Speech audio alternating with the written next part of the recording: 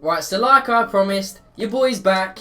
I probably did leave it a little bit too long, especially after my last video, and that's why I owe you guys a huge fucking apology. Obviously, in my last video, I spoke about me going to go and get my scans to basically make sure that my...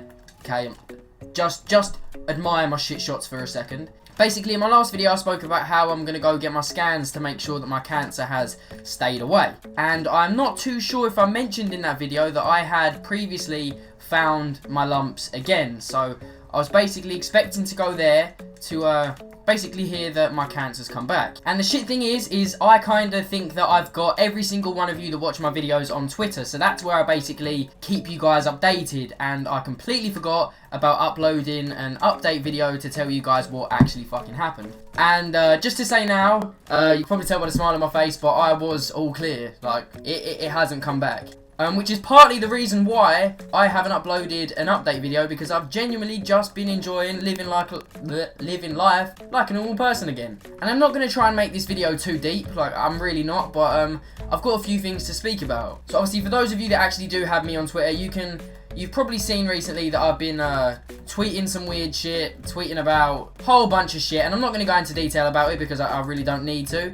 And I'm pretty sure the people involved wouldn't really want to see that either. But I've had some fucking shit going on recently, and I genuinely thought the weeks after me being all clear and everything were going to be the best of my life. But to be honest, they've probably been the worst weeks of my life. Like, the amount of shit that I've gone through these past few weeks has been fucking ridiculous, and it just kept on coming, one thing after fucking another. And like I said, I'm not going to go into detail, but one of the things I do want to say is I have lost multiple family members to the exact same disease that I beat over these past few weeks, and it has kind of made me think that some situations aren't worth stressing over. And the main thing that I really want to stress to you guys in this video is, please don't take anything for granted. Like, going through what I went through has taught me an awful lot, but the main thing that it's taught me is literally don't take anything for granted, especially your health. I caught myself the other day stressing about how my hair looked. I thought, and obviously I tweeted about this, but obviously I don't have those of you on Twitter, but I caught myself and I thought, Matt, why the fuck are you stressing over how your hair looks when about a month ago you didn't fucking have any? Like, it was such a weird situation. Like, I was like, oh, my fucking hair looks shit. And then I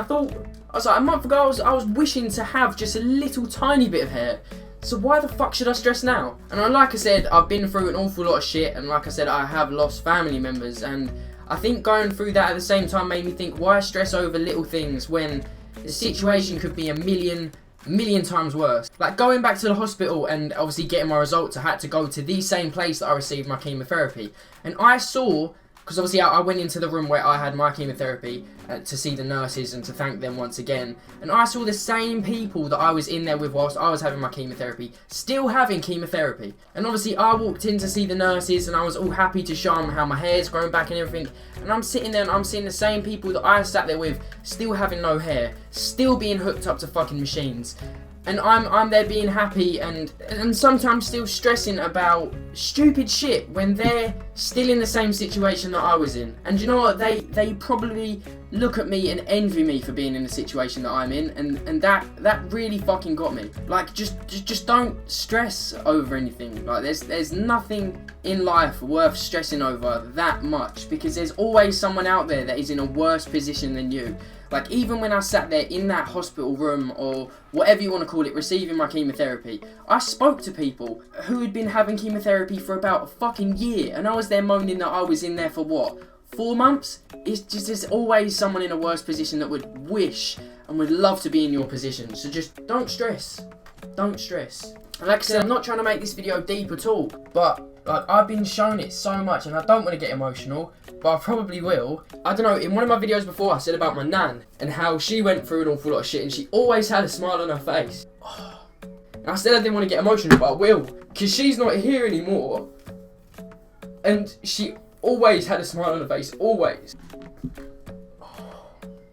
I don't know, it taught me an awful lot about how to act and to always just be happy, because obviously what she went through obviously took her, and like I said, she's not here, and it just shows me that people are in worse situations and they still stay happy. So there's no point being upset. And obviously I'm being a mug now and getting all upset, but it's because I do miss her, and I don't know, she was the one that was a driving force behind me beating what I beat, and I don't know. I don't even know what to say. But I apologise for getting upset, and I didn't want to.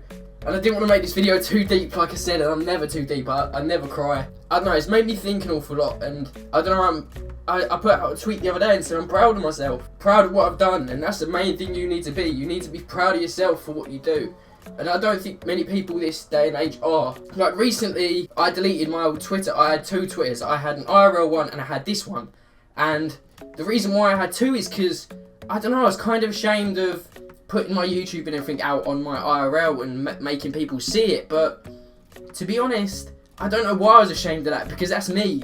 Like, me sitting here playing COD Frails, and that's me. That's the me that I enjoy. And I don't know why I was ever ashamed of that. So I thought recently, I was like, why the fuck have I got 2 Twitters? I'm just going to delete one of them. So I've obviously had IRL people on this one. I don't know, IRL people are probably going to see this and see me crying like a bitch. But I don't care, because this is me, I guess. But like I said, once again, I really do apologise for getting upset, but I don't know, I can't really help myself when I talk about shit like that. Like I said about how my nan gave me this necklace when I first got diagnosed, and I haven't taken it off at all, and I don't know, it's just always here. But I've chatted shit once again for too long.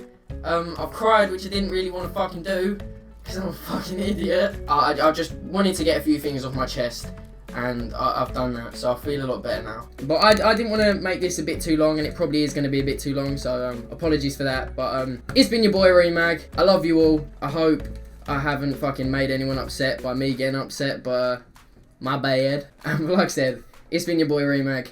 I love you all. And I'm out.